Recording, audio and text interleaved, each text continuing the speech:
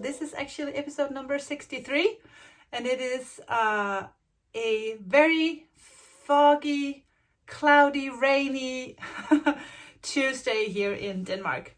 It is March 21st, and I am sitting here at home in my office, and it is 3:30 in the afternoon.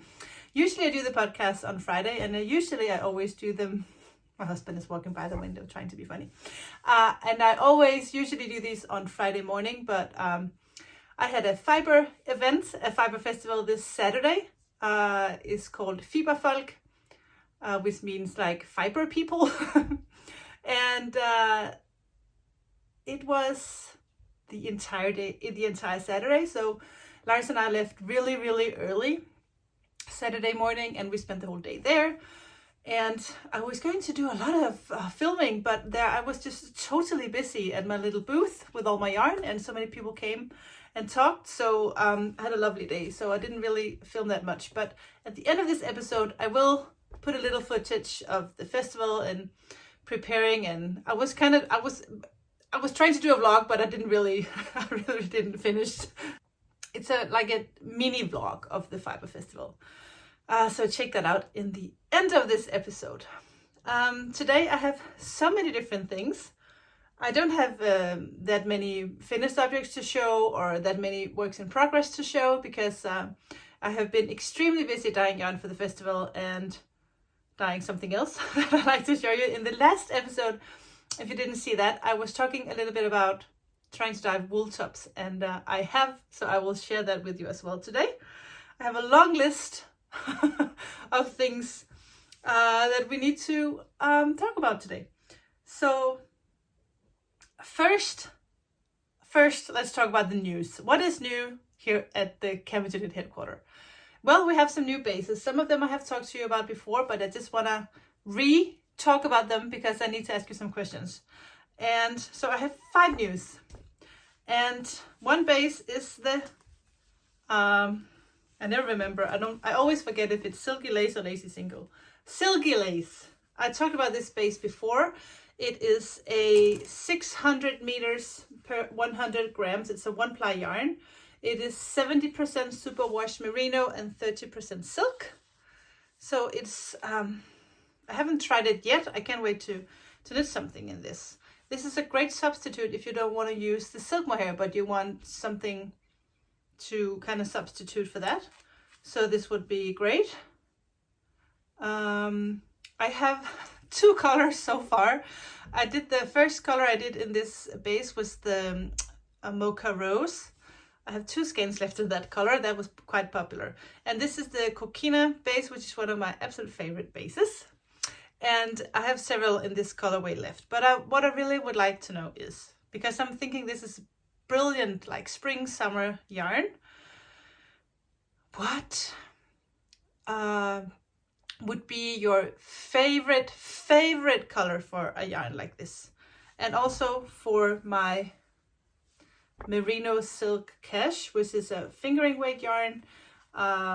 This is a merino, 70% superwash merino, 20% silk and 10% cashmere, and it's a 3-ply yarn. So for these 2 bases that has silk, and I would consider them both to be really good summer yarns, what would be like your dream color for a yarn like this? Because I'm thinking lighter colors. This is not a lighter color, but I really like this color anyway, so it doesn't have to be a lighter color at all. But I want to dye like 5 or 10 different colors for these 2 bases. I already have like 5 different colors for this base, but I would like to add some more. So I would really like to know what would be your dream color for this, and be as specific as possible, because red is just not red and blue is just not a blue. So if it's a blue, what kind of blue? And if it's a pink, what kind of pink? Like, be so specific as possible. Is it a sage green, a pistachio, like banana yellow or lemon yellow? So I really would like to have some input so I can kind of try out some new colors and not just do the same colorways that I have. Or if it's a colorway that already have that you would really like to see in one of these bases, please let me know. So I really would appreciate your input. That was the silk bases that are actually not that new, but it's newer. And I showed you the boucle bases in the latest episode, and now I can also show you what the little kit will look like. Tina, who makes the inside of the bag for the woolly clutch. Let me show you.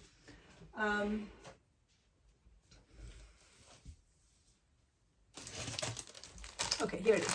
So this is the kit. So there's a little bag. That's like the lining. And the yarn that I dye, which is this case, the blue boucle, the pattern. This is how it's going to look. There's a little leather mark. It's also in here somewhere, along with some thread. So everything you need to make this little clutch, the woolly clutch, is in this kit. This was just sold today. This was my last one. They all sold out at the festival this Saturday, like so fast. Tina ran up to my booth and said, "Is all yours sold out?" Yeah, and all of hers was sold out as well, except for this one. So that was a great success, and there will be more in the web shop soon. As soon as Tina makes some more of these bags, and I will cake up some of these minis. And then they will be in the shop. Right now the pattern is only available in Danish, but in no time I will have this translated to English, and they will not be printed in English, but I will make sure that there's a download for the English version of the pattern once it's out there. So that is I talked about this clutch in the last episode, but now I have like a kit, so it's so exciting, so fun to do a collaboration with someone else and do something, just a new project. That's fun. And I put some of these in the shop as well, and I don't have that many because I only had to dye them so we could get these kits ready for the festival, but there will be more in the future. And the last news, which is not really that much of a news anymore, is the zebra yarn. And I'm still working on that shawl, or actually I haven't worked on it since the last episode, but I will be working on that shawl. I just had to finish some socks for the bird of March, and since that bird has already flown and left the nest, I can actually show you, I think actually for the first time I can actually show you the sock set. This is what it looks like in the gold stellina base, and this is what it looks like in the strong sock base. And talking about the bullfinch, let me just show you something, because look what I got. I have a local knitter. We go to the same knit group in the church. She always buys my yarn, and she will always pick up her yarn here because she lives in the same city. And the last time she came to pick up her yarn, she had bought this for me, and this is like handmade glass bird. And this is a Danish shop. I think you can maybe see it says Glass og Glint. I will put the store down below. So this is handmade glass art of the bullfinch, and I have it right here hanging in my window, and I will need to find a better way to hang it there, because I'm afraid that one day if there's a wind it will break the tail in the window. But so the bullfinch.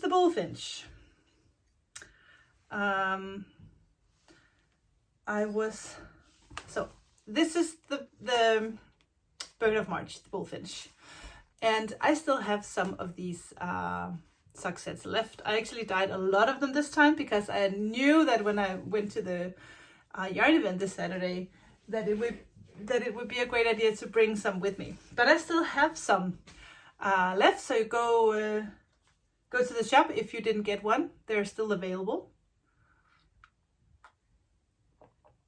But also, if you want to win one, I want to do a giveaway. A And I was debating if I should do it only on Instagram and then make you all go to Instagram, or if I should do 2. And since I appreciate my YouTube followers so much, I am thinking I will do it 2 giveaways. So 1 just for you here on YouTube and 1 on Instagram. I am actually that idea. I just got that idea right now talking, so I haven't really thought this through. At the end of the episode, I will give you all the details on how to win this sock set. So stay tuned to the end, and I will by then have had time to just kind of think about how to do that. So yeah, that was the bullfinch, the bird of March, and I did my socks with stripes, and I love minis. And usually when I have a sock set, I would use the mini for contrasting cuff and heel and toe. And I just really needed to do something else this time. So I was kind of counting the rows, and I know I would like my cuff to be at least 60, preferably 70 rounds. And my foot is always 65 rounds. So I was kind of counting how many rows, would that be enough if I stripe, and how many rounds can each stripe be before I run out of yarn. So I did 6 stripes of each of the mini, 6 stripes with 6 rounds. So that is 36 rounds total of each mini. And I still have a good deal left, actually. I think I could have easily done 8 rounds. So that's just to let you know that there are actually a lot of yarn in these minis. So I really think these are cute. And I will try every time for every bird for every month. I will be sure to try all the bases, and also see if I can inspire you to use your minis in a new way, or at least inspire myself to use the minis differently, and I'll do the same thing over and over and over. So for the first bird, my gold crest, I did contrasting cuff and toe in one color, and then the heel I did the other color. So I used both of the minis. And for this starling, which was a DK weight I did for Lars, I didn't use any of the minis, mainly because I didn't dye any minis for myself. And also because I think he would just kind of like them plain as they were, just one color. And he wears them all the time because he wore out his old DK weight socks. So remember, if you knit any of these sock sets, any of these bird sock sets, to use the hashtag CamijoBird, because I would just really love to see your version of all these birds. There was a lovely woman who stopped by at the yarn event this Saturday, and she said that she had all of these sock sets for every month, and that she had planned to buy one for the entire month and not knit them until they were all done. Like, she would have all 12 sock sets laying, and I was like, oh really? I don't even have that, because I forgot to keep one for myself with the starling, and when I actually got one, I just knit those up for Lars, and the gold crest I knit up, and these I knit up. I can keep one now, but now it's like too late. But I was just so jealous that I didn't think of that, to keep a set and just not knit them, but just keep them. It's hard though, because I can't keep everything I make. When I did the Dirty Dancing yarn club, I kept one for me, but I just sold it. I took them to the yarn event on Saturday, and I put them up for like a sale. I put them in a basket, and they were sold really fast. I can't keep all of them, but these I'm actually thinking that I will keep these for myself and wear them soon. Especially the goldfinch one, I will definitely wear for sure. Well, so this is my only finished object, and the other thing that I have on my needle I have shown before. Look at this gorgeous bag from Emma. I love this bag. Her story is Eldenwood Craft. I have talked about this before. Anyway, this is Melda Mirage, And the last time I showed you, I hadn't done a lot of progress because as you know, I was a little bit stressed out with the whole vacation we had in Austria, so I really couldn't think. And after the last episode, I was relooking. I was like looking at this shawl again. I'm like, something is just not right. And, I had to start over, and because I had just not done any increasing at all. I was not like I was supposed to, so I had to start over. And then I actually had to start over again because reading pattern, I can write a pattern, but obviously I don't read patterns very well. So this is the Melted Mirage. It is a 2-color brioche shawl, and I love to knit brioche. And this is my progress so far. We have gotten somewhere now. Last time I showed you, I think I was like here, but I have not done any increases at all. So it was just like a cone, and I was looking at it, and I remember thinking, well, at some point there will be some increases. So this is like a half circle. I have talked about all these colors that I use and all the yarn, so go back to not the latest episode but the episode before that, episode 61. I can put that little link up here. And I will tell you all about the yarns and what colors I have chosen for this shawl. And I really love to work on it. And now that I have finished my bullfinch socks, I have a spot available to work on this.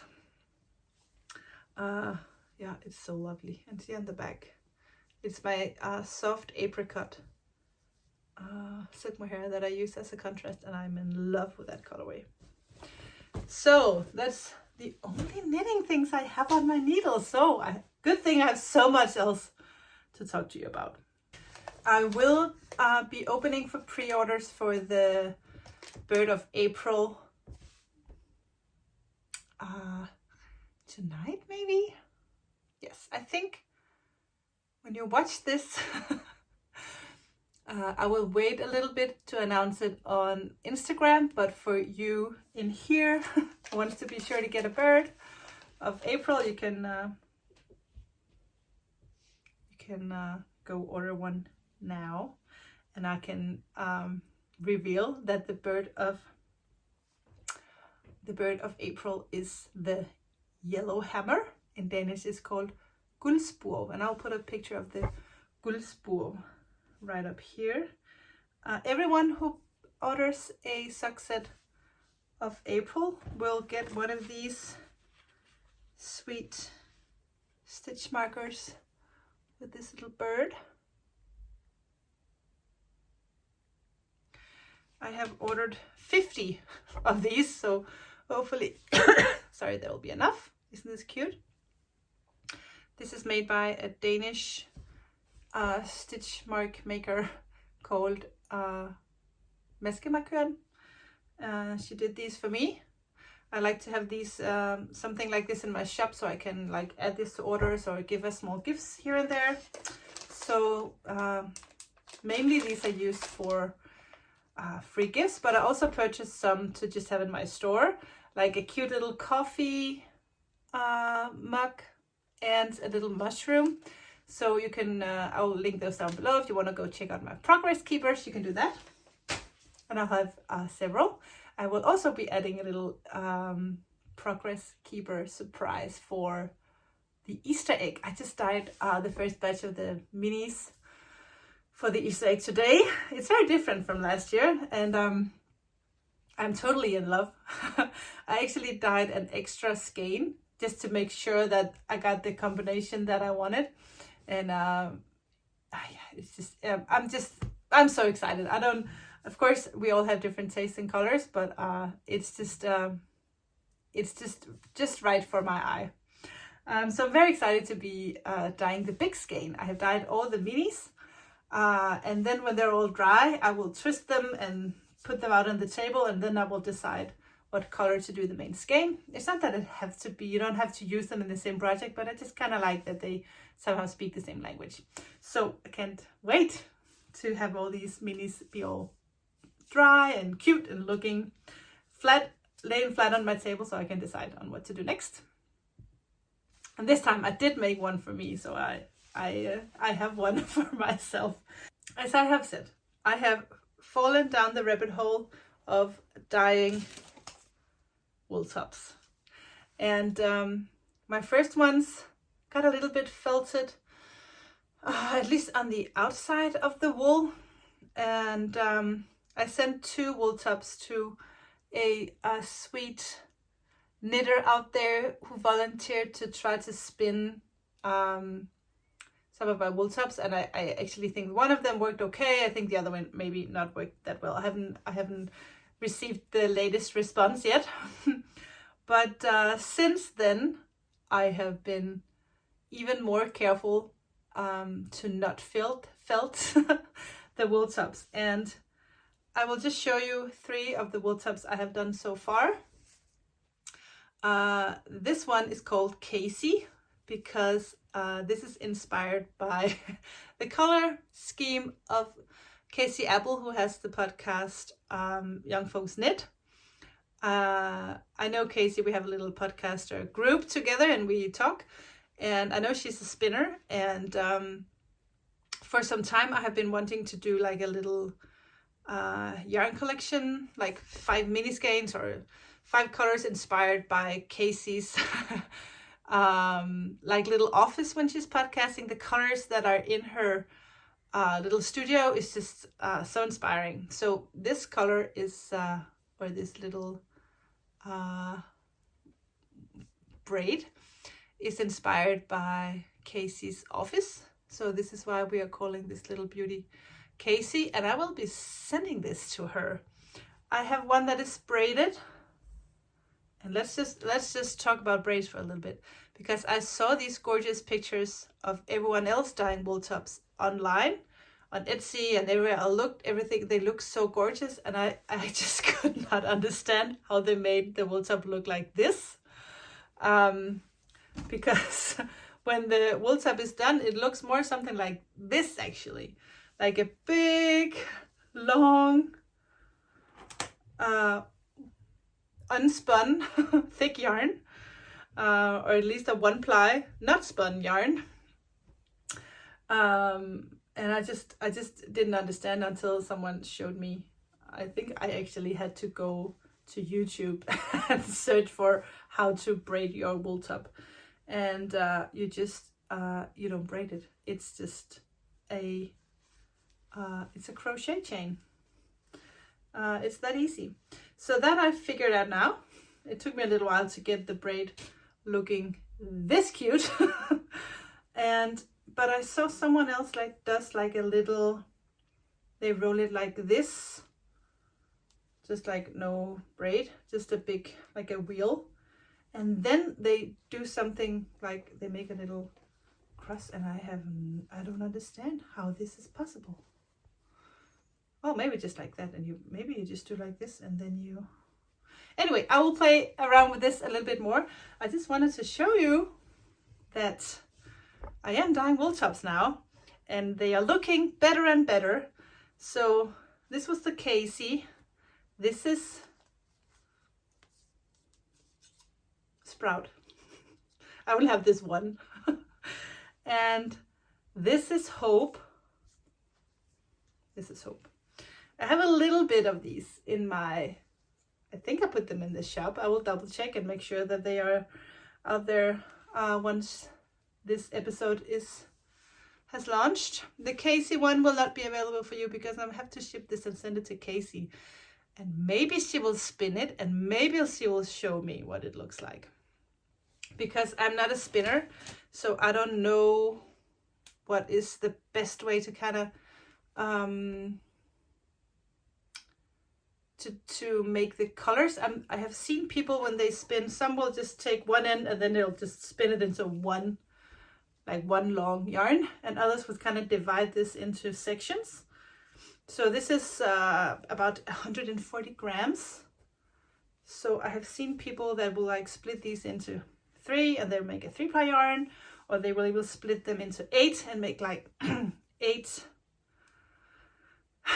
skeins of single ply, and then they can twist those together. So many different options. I did bring some of them to Fiberfolk, and I did sell a little bit, but I didn't make a big fuss about it. I just had a few laying on my table. The only problem with these wool tops is that it's super fun to do, but it takes a long time. I can only do one at a time in my little dye bath. Usually I can do 3 or 4 skeins of yarn, but I can only do one of these tops. So that's why it gets a little bit pricey, because it just takes me a long time. But it's fun. So there'll be more wool tops in the future. This is 100% Corriedale, and I also have some Poolworth, I think it's called, but I haven't tried to dye that yet. So that's one project. Another project is that I was watching a Danish podcast the other day. A new to me podcast. It is these 2 young women, Sandra and Sissel, and they are 2 young women in the beginning of their 30s, really good knitters, and they knit all kinds of gorgeous stuff. And they have a podcast, and I have I think I watched all 4 episodes yesterday. They have 4 episodes out. If you don't speak Danish, it's too bad. If you do, go check them out. I will link their YouTube down below. 2 things was interesting to me with Sandra and Sissel, and one was their sense of humor. They have a fabulous sense of humor. They're so much fun to watch. The energy between the 2 is amazing.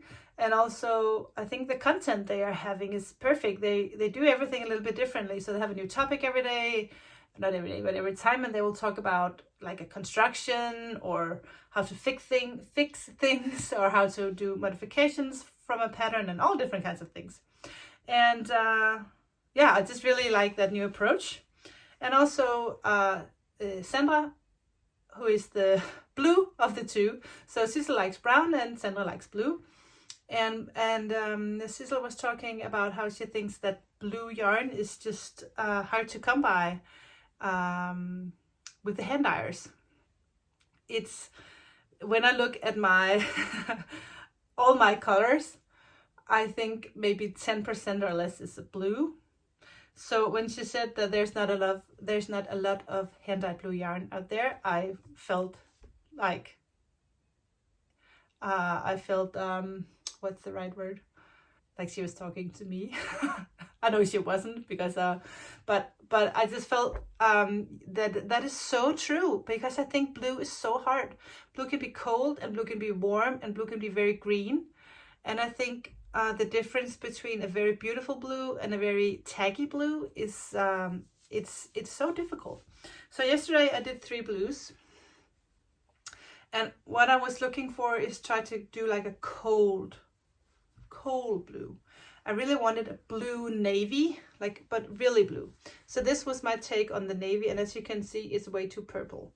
And I wanted to dye like a very blue, cold, dark blue navy. And this was my first take, and this is not working out. It's gorgeous, but this is not what I wanted. This is way too purple. Then I dyed this one. This is actually, when it comes to blue, this kind of blue is my own personal favorite. Blue is very tricky. It's a warm blue, and I know Sandra is looking for cold blue. And then I tried this one, and I think this is actually also a little bit warm. So this was my first 3 attempts, and what happened is that now I have dyed a lot of new blue colorways as the dyes, because I think the blues that I have are just too warm. So even though these are pretty, it's not the blue that I'm looking for. So I'll keep dyeing blue yarn. It's fun. I really like a challenge like this. I'm really good with the rose goldy, rose vanilla kind of pinks because that's my personal favorite. And also like a dark navy. I wear that a lot. That color I wear a lot, but I don't dye a lot. I have Njo, which is this on a tweed base. But this is one of the blues that I like, but it's also very warm blue. It turns out that the blues I like are really warm, and the blues that has been requested needs to be colder. So I think it's so much fun to be challenged and just do better and get better all the time. So I am right now hunting 50 Shades of Blue, and I don't know how it's going, but it's really, really fun, and I will keep working. And I know at the end I will have the perfect blue. Sometimes it just takes more than one try, and that's all right. I totally forgot to show you a new colorway that I have just made called Tweety. Or actually, it's not a new colorway, but I just haven't had it in my own shop. I have only had it in another yarn store. I have the Tweety on 4 bases, the single 366 and the single glitter. I just don't have it in here, but it's also available on a glitter version.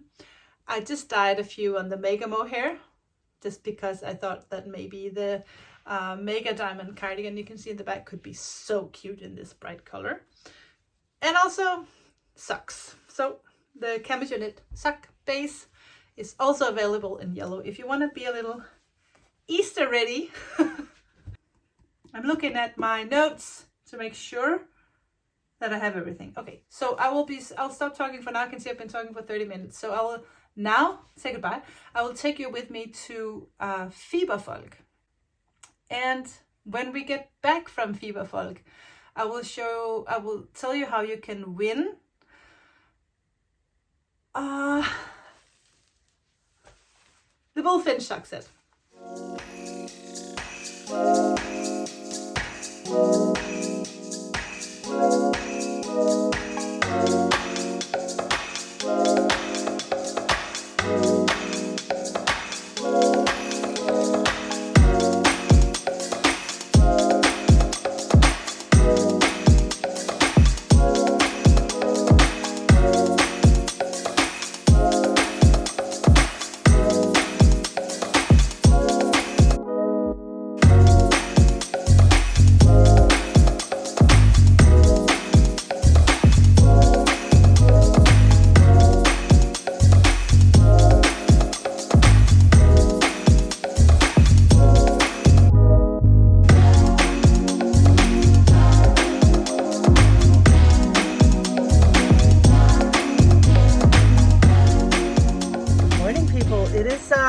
Almost 7 o'clock in the morning, and we have just arrived at Fiberfolk here in Vejle, which is a Danish knitting festival.